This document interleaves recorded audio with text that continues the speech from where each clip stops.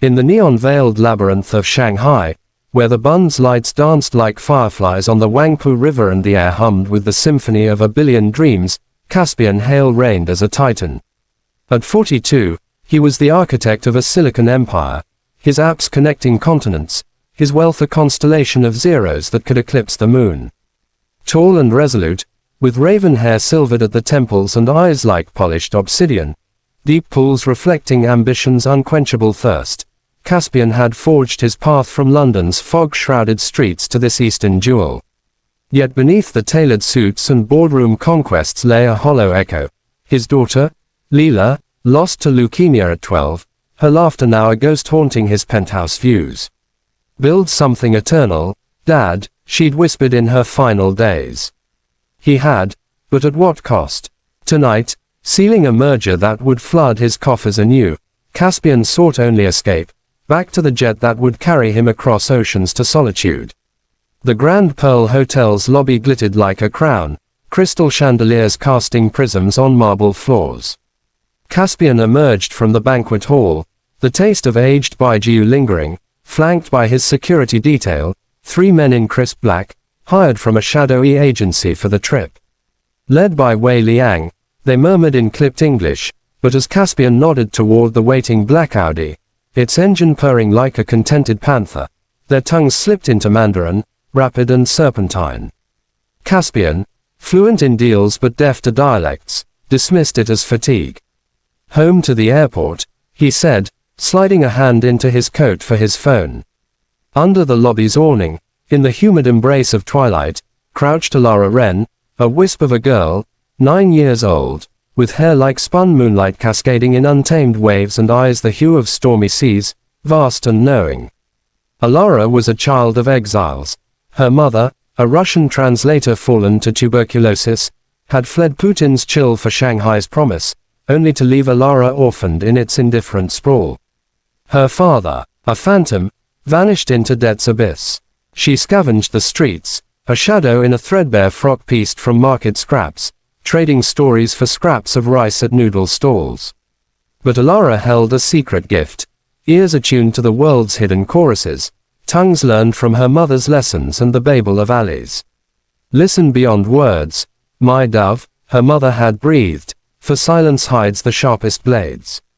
Alara listened, and in that moment, as the guards clustered by the car, their whispers pierced the din like arrows. Wei Liang's voice slithered low. "The gas is primed in the vents. He'll drift off before the bridge." 3 million yuan wired by dawn. His partner, a gaunt shadow named Zhao, chuckled darkly. "The boss in Beijing will toast us. No loose ends. The girl in the trunk stays quiet till we dump her." Alara's blood iced. Girl, not her, but bait, perhaps, for distraction. Caspian's hand touched the door handle, oblivious, the car's more yawning wide.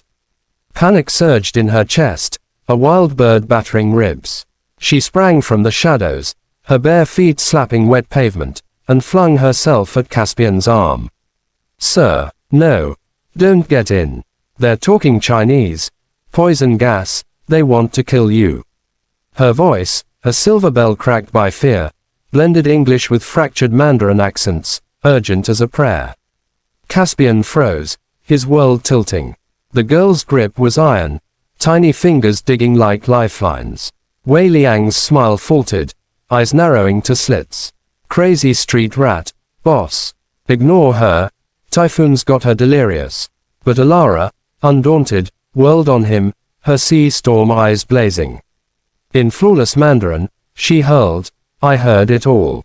Gas in the vents, 3 million for the Russians' head. You're traitors, Interpol will feast on your bones." The guards blanched, hands twitching toward concealed holsters. Caspian's pulse thundered, instinct screamed truth. He wrenched free, scooping Alara under one arm like a shield, and bolted back toward the lobby's glow. "Run, child." Gunshots cracked, silenced pop swallowed by the city's roar, but the crowd surged, a human tide parting for their flight. Inside, Caspian slammed the concierge's alarm. "Security breach. Call the authorities, now." Sirens wailed within minutes, a crimson storm descending.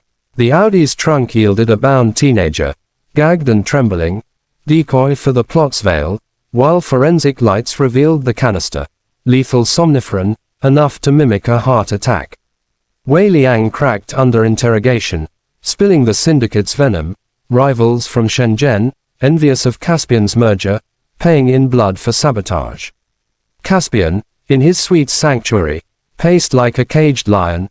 Alara curled on the sofa in a borrowed robe, sipping hot chocolate with hands that still shook. "Who are you, little one?" he asked, voice roughened by adrenaline's wake. She lifted her gaze, fragile as a fawn's. "Alara Wren." "Just Alara." "Mama said the world speaks in secrets. I listen so no one falls alone." Tears pricked Caspian's eyes, unbidden, hot as regret. He knelt, the millionaire reduced to a man, and shared his scar, Leela's photo from his wallet, her smile a mirror to Alara's quiet fire. "She'd have loved you, brave as a tempest. You saved me, when I couldn't save her." Alara's hand found his, small but steadfast. Bravery's not big. It's hearing the whisper before the storm. Dawn broke as police lights faded. Caspian made his vow. "Come with me, Alara. To London. A home, school, wings for your listening heart." Her eyes widened, a dawn of wonder. "Really?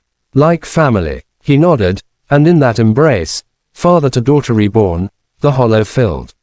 A year unfurled like a silk scroll.